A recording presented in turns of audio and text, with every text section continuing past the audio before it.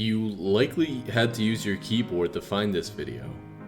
And likely you didn't even have to look at your computer or phone as you typed, well, whatever you typed to find it. Because you know the keyboard so well that it's second nature. It's been ingrained in our brains for almost 150 years. But did you know that we've been lied to about the origins of the QWERTY keyboard? It's a lie as old as the keyboard itself, that only in the past 10 years have we begun to question. So, today we're talking about the real history of why your keyboard looks the way it looks. One thing we do know is that our story centers around a man named Christopher Latham Sholes. Born in 1819 and living until 1890, Sholes was described as a politician, printer, newspaperman, and amateur inventor. A lot on his plate. Looking for ways to improve his businesses, Sholes collaborated with the help of three others: Samuel W. Soleil, James Densmore, and Carlos Glidden. Together, they created a game changer.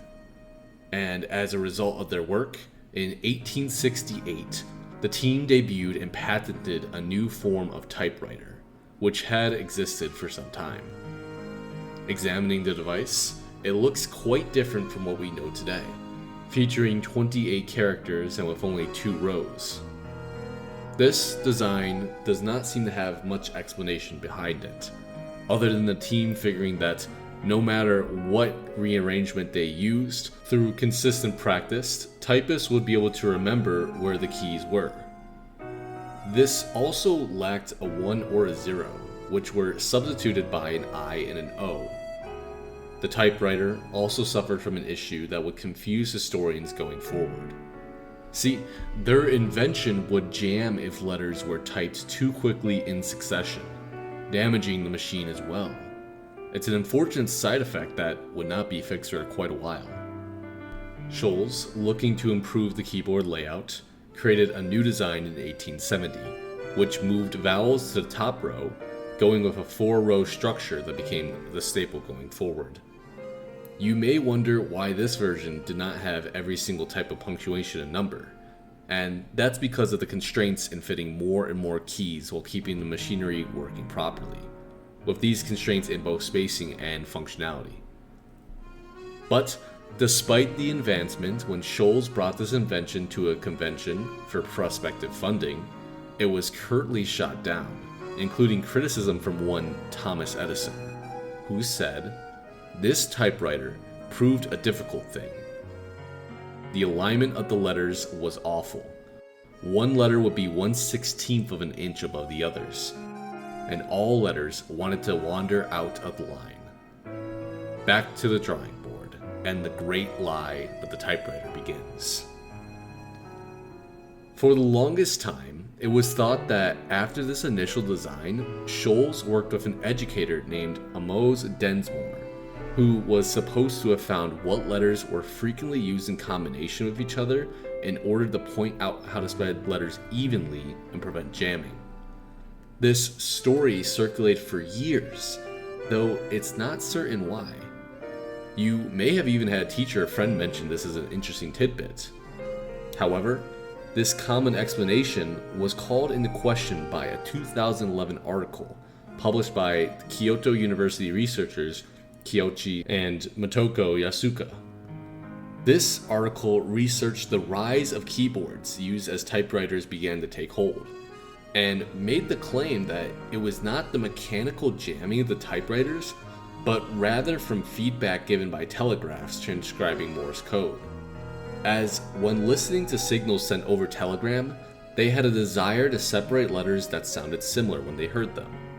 And quite interestingly, having commonly used letters far apart actually speeds up typing, as it forces the user to type with both hands. So, using not the mechanical failures of the machine, but rather input from others, Sholes developed the almost modern version of the keyboard. Witness the QWERTY typewriter? Obviously something isn't right here. What the heck is the period doing? Sholes had taken the feedback from telegraphs to heart, but in doing so created a keyboard layout that looks a little bit awkward.